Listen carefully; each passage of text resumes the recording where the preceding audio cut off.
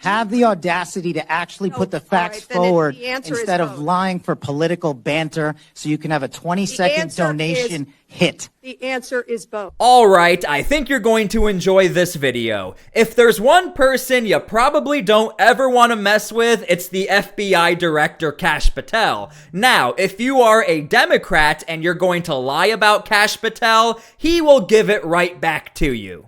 I was an impeachment manager for President Trump's second impeachment. It was a sad, solemn duty. And so I wanted to ask you about that.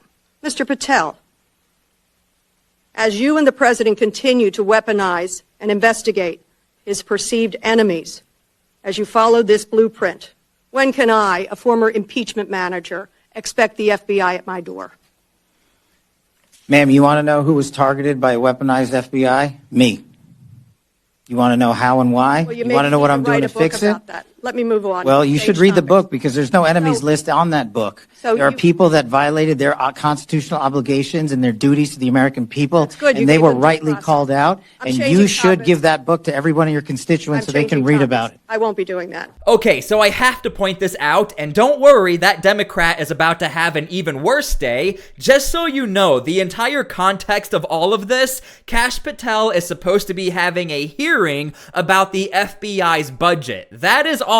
Yet, Kash Patel is getting yelled at by Democrats about his book and about, the FBI attacking members of Congress.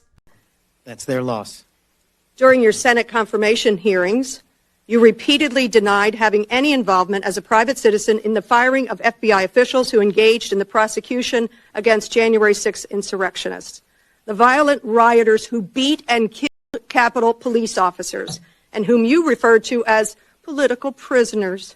Since then, multiple whistleblowers have come forward, and we know that you likely committed perjury. At the same hearing, you claimed you were not familiar with Stu Peters, an anti-Semitic Holocaust denier, despite the fact that you appeared on Mr. Peters' podcast 8 separate times. 8 times. And you claimed not to recall. Mr. Patel, my second question is, should we worry more about your memory or your veracity? We should worry more about your lack of candor. You're accusing me of committing perjury. Tell the American people how I broke the law and committed a felony. Have the audacity to actually put the facts forward instead of lying for political banter so you can have a 20-second donation hit. The answer is both. I believe that the answer is you're failing, not me. Play my time. Go ahead. And don't worry, it gets even worse, but I want to point out what she's mad about. She is literally upset with Kash Patel because he fired FBI agents who seem to swing a little too much in one direction as far as their political ideology, and whether or not you are a Republican or Democrat, this is not good for an institution that 60% of Americans do not trust to begin with, but I think this representative forgets that. And I'll end with this. That I think it's interesting that in your proposal today, you find yourself at a gulf of difference between you and the president. I wonder how you will resolve that. Will you go to the president and say we need $11.2 billion, not what you cut out of here? You're asking for more than $1 billion than the president's request. Are you going to go to the president and straighten out that gulf? I'll do what I've always done and represent the American people, defend this country, and make sure the Constitution is always upheld and the FBI is never weaponized. Maybe you should do the same. So there you go. Please leave your comments down below how you feel about this exchange. And again, the last person you ever want to lie about or mislead people about is definitely Kash Patel. In fact, here's what MSNBC had to say about Kash Patel very recently. And now let's circle back to a segment from Friday's show. Frank Figliuzzi was on that morning during this hour discussing the work of administration officials. At the end of that segment, Figliuzzi said that FBI Director Kash Patel has reportedly been more visible at nightclubs than at his office at FBI headquarters. This was a misstatement. We have not verified that claim. We will be right back. That's right, you heard that correctly. MSNBC really just admitted to 2 things. Number 1, you lied about Kash Patel, the FBI director. Number 2, you admitted to not verifying your sources. I am in shock. Not really. I'm really not that shocked. But one thing I do want to know is whether or not Kash Patel is going to sue MSNBC. We'll just have to wait and see. I'm tracking this story, but we haven't heard anything from Kash Patel. Maybe because he's actually been busy and not at nightclubs. Well, Sean, God answered a lot of prayers that day, but when the FBI initially pulled those of us from the baseball into a hearing after we got out of the hospital, they called it suicide by cop. And we were so offended, we walked out of the hearing. We said, how can you call that suicide by cop when he tried to kill two cops that were with me that day? David Bailey and Crystal Griner were both shot during the shootout, and the shooter tried to kill all of us that day, and it was politically motivated. And yet in their report, they said it wasn't politically motivated. And in fact, they withheld facts that the shooter had on his person that showed that he had political motivations, to then say falsely that it wasn't politically motivated. This begs the question, why was the FBI trying to mislead back in 2017? I applaud Kash Patel for getting the facts out and getting the record corrected. But the FBI in 2017 falsely put out information. Look, Jim Jordan's name was on that list too. And he had very dire intentions to kill Republicans. That's what he said he wanted to do. It wasn't suicide by cop. And yet the report by the FBI initially tried to claim it was. It was false. Now, how many of us forgot about that story? When you take a time machine back, that was the biggest story ever. But remember, that was under the Trump administration, and there was already some friction with the FBI. Bring it up to 2025, we have a very, very, very transparent FBI like we've never seen before. When was the last time we've had an FBI director actually correct and change what the actual motives were, and then he broadcasts it to the public just so you guys all know these are the real facts? This is why a lot of people like Kash Patel, and for the first time ever in a very long time, people seem to trust the FBI just a little bit more. Already, today we are proud to announce the results of the FBI's Operation Restore Justice initiative.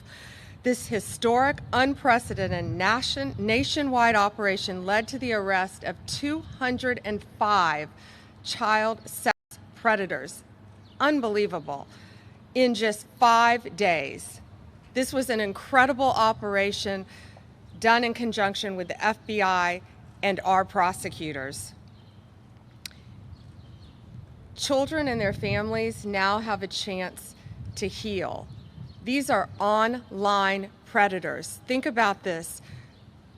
115 victims, children. In 5 days, we were able to help. This kind of work takes a toll on the FBI agents and the prosecutors who are doing this every single day. You're probably asking the same question I'm asking myself. Why are we hardly hearing about the success of the FBI to make sure all of our children are way more safe? I'll let you leave your comments down below how you feel about all of this, but it is rather shocking. We are not hearing about this massive success story. We should be celebrating this. Another day has passed. Well, actually, it was the night before the hearing. Now that another day has passed, do you believe that it's now time potentially for the FBI to open an investigation into this? I'm not going to comment on that. Because you're the director of the FBI, you don't believe it's appropriate to comment on that? Because there's a process in place, there's an ongoing litigation, and the National Security Council is reviewing this matter. And I'm not going to discuss any open or closed investigation. That ongoing investigation, literally, the lawsuit happened today or yesterday afternoon, and the idea that you don't have an opinion on this at this point is frustrating to me. No, it's not. I'm not going to prejudge any matters, and the men and women of the FBI will call the balls and strikes. Reclaiming my time, not sir. you. Sir, Mr. Chairman, I'd like to have... Gentleman's recognized. You have Thank 4 you. seconds remaining. No, I have more than You have that. 2 seconds Mr. remaining. Patel would not add... Gentlewoman's time has expired. Mr. Stubbe. Thank you, Mr. Chairman. Now, I don't know if you guys remember this, but this senator right here had to actually create a bingo card for Kash Patel. Colleagues, I created a Kash bingo card that I have available to any of my colleagues who would like it on the other side of the aisle. Some may view this as an unserious caricature and not appropriate for this committee. Sadly, I consider it a serious caricature of what I expect to be witnessed today. I think we'll have words like enemies list and deep state. I've already X'd out 4 boxes in the opening statements alone. Now, you're not even going to believe this next clip. As you guys are aware, Kash Patel right now, FBI director, they are heavily involved with anyone that has to do with deportations as far as obstruction. But check out this clip of the famous Kilmar Obrego Garcia, or the Maryland Man, and how the FBI back in 2022 helped handle this situation. After talking to Kilmar, the officers had no doubt he was trafficking. You know what you got here, right? No. He's hauling these people for money. You got an ass hauler is what he's doing, but sometimes they commingle dope. No, but there's 8 people in there. Yeah, I know. I didn't know that. They put an extra row of seats in there. Yeah. So he's getting paid to haul these people, probably to Maryland, I would say, if I had my guess. He said they all work together. That's what he's telling me, but he's the only one that knows that. So let me ask you this. They don't have any luggage in there, right? And if you get them out, they're going to have a toothpaste, and they're going to have toothbrushes in their pockets, I guarantee it. He's got $1,400 cash in his pocket in an envelope. So in the video, you can see one of the cops making a phone call. The body cam audio cuts out for 10 minutes. Sources told us that on that call was Joe Biden's FBI, which advised police not to detain Kilmar at the time. That source also tells us Highway Patrol called Biden's ICE, and they never showed up. Biden's guys said an MS-13 gangster, suspected human smuggler and wife beater, released into the country. God knows what he did and was never caught for before Trump deported him. Primetime will keep digging and keep you posted when we find more. Alright, so if you are still watching this video, I really do appreciate it. Again, a lot of people have opinions about Kash Patel. Kash Patel does not care if you hate him, really if you love him, but don't lie about the guy, especially on the world stage. Now again, this was a masterclass from the FBI, but truth be told, he does have to figure out how to get an extra $1 billion from Donald Trump. I don't think Kash Patel is going to have any issues whatsoever as far as getting that extra money, since there is so much success with the FBI right now, and it looks like there are a lot of positive reviews and ratings as far as how people perceive the current FBI, which is honestly a miracle in itself. Anyway, thank you guys so much for watching this video. Thank you for being here. God bless, and we'll see you all later.